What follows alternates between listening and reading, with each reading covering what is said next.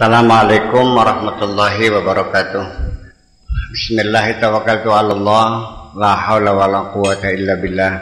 Asyhadu an la ilaha illallah wa asyhadu anna Muhammadar Rasulullah. Allahumma salli ala sayyidina Muhammadin wa ala alihi wa sahabatihi ajmain, amma ba'du.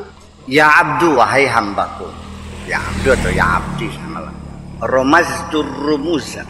Aku sudah membuat berbagai macam rumus-rumus, simbol-simbol, lambang-lambang. Fantahat ilayya, di penghujungnya berakhir kepadaku juga. Akhirnya mentogen yang kita manikin simbol-simbol ini. Wa afsahul fawasih, dan aku menjelaskan kefasihan-kefasihan. Artinya kehebatan orang berbicara, kehebatan orang berdebat, orang bertengkar, orang berceramah, orang segala macam kefasihan, keilmuan, bahasa dan sebagainya.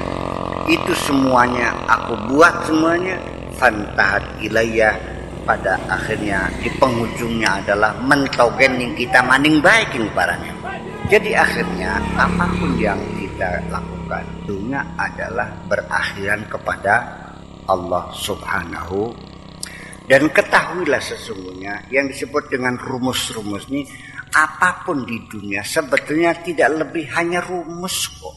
Apa yang kamu lihat sesungguhnya tidak persis sama seperti yang kamu lihat dengan mata kamu. Karena kamu tidak bisa memaknainya ketika Anda menganggapnya itu adalah hakiki. Tidak, itu hanya rumus saja kok. Hanya simbol-simbol saja.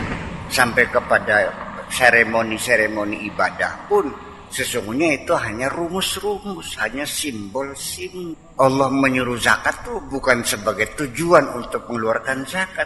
Itu hanya simbol mendidik kamu supaya jangan medit. Sholat itu bukan menyembah Allah, itu simbol Anda bermasyarakat supaya banyak temannya, berkomunikasi dengan masyarakat sekitarnya. Memangnya Allah disembah? Apa Allah berhala gitu? Sembah-sembah gitu bukan. Dia Tuhan yang sesungguhnya, tidak minta disembah. Yang ada itu memang Allah mengatakan wa ma khalaqtul jinna wal insa illa liya'budun. Aku tidak menciptakan jin dan tidak menciptakan manusia kecuali supaya mereka mengabdi. Liya'budun ay liya'buduni, supaya mereka mengabdi kepadaku, bukan menyembah. Apa yang kamu lakukan pengabdian ini juga semuanya hanya simbol-simbol. Kamu pernah sedekah enggak? Pernah sedekah enggak? Uangnya siapa? Uangnya kamu. Dari mana? Ini penghujungnya bayar duit sing Gusti Allah, kanggo makhluknya Gusti Allah. Sing bayar Gusti Allah dan sengaja niatnya ke kanggo Gusti Allah. Kalau untuk manusia rugi. Semua yang kita lakukan itu hanya simbol-simbol saja. Ngerti enggak? Huruf-huruf pun itu hanya simbol terhadap suara. Tetapi tidak mesti huruf itu suaranya demikian. B-O-O-K. Apa dibaca? Bu. Mananya apa? G-O-O-D. Apa dibacanya? Good. Mananya apa? Jadi bakal double O dibacanya U ya? Apa mesti? B-L-O-O-D. Apa dibacanya? Blood. Jadi tidak mesti double O itu adalah U. Bahasa Arab juga sama. Tulisannya ada, hurufnya ada. 4 huruf. Dilegapi karena kamu ninakin. Fattakullah. Fira sing kelegi. Wawu. Alif. Ya kan? Sama Hamzah lafzul jalalah dan lam. Alif lam lafzul jalalah. Fattakullah. Wawu. Alif. Alif lam. 4 huruf. Orang muni. Mendikung. Dileger. Ya karena kamunya bahasa Indonesia, jadi setiap huruf berbunyi normal, ya kan, stabil. Ya B ya B, ya B kan gitu. Ya tapi kalau dalam bahasa lainnya nggak bisa. Nanti di penghujungnya bagi orang-orang yang sudah levelnya sudah tingkat minal arifin billah, ketika berkomunikasi sudah tidak menggunakan bahasa lagi. Termasuk ini An-Nefri juga mengatakan kullama tasa'at ru'ya taqat ta'bir. Ketika ru'yah kita semakin luas, maka takbir kita semakin sempit. Banyak hal-hal yang tidak bisa dijelaskan.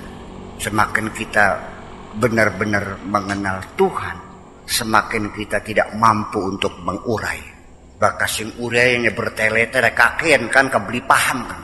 Dan saya pernah mengatakan bahwa silakan saja Mu'tazilah cerita Tuhan, Qadariyah cerita Tuhan, segala macam ahli sunnah wal jamaah cerita Tuhan. Kalau saya terlalu sulit untuk bercerita tentang Tuhan, saya tidak bisa menjelaskan Tuhan saya.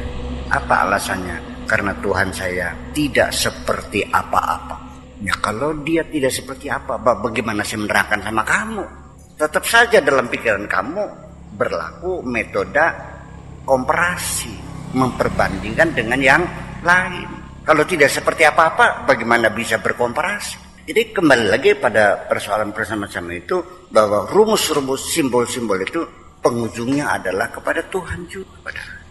Sampai akhirnya ketika Tuhan berbicara pun karena menggunakan bahasa Arab, punten ya, Al-Quran bahasanya apa?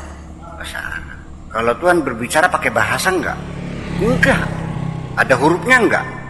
Ada suaranya enggak? Tapi Al-Quran pakai bahasa apa? Inna anzalnahu Qur'anan Arabiyyan la'allakum ta'qilun. Itu di dalam surat Yusuf. Oleh karena dia menggunakan bahasa Arab, maka bahasa tetap sebagai simbol. Sehingga akibatnya banyak orang yang salah paham. 3 orang imam membaca ayat Al-Quran, kesimpulannya berbeda-beda. Artinya pemahamannya sejen. Bener nih. Pegang Quran, wajib wudu enggak? Ada yang bilang wajib, ada yang bilang tidak. Ada yang bilang hanya sekedar sunnah saja. Bener nih. Dalilnya sama. Senggolan sama perempuan. Batal enggak? Ada yang bilang batal, ada yang bilang enggak batal. Ada yang bilang tergantung. Kalau ada syahwatnya batal.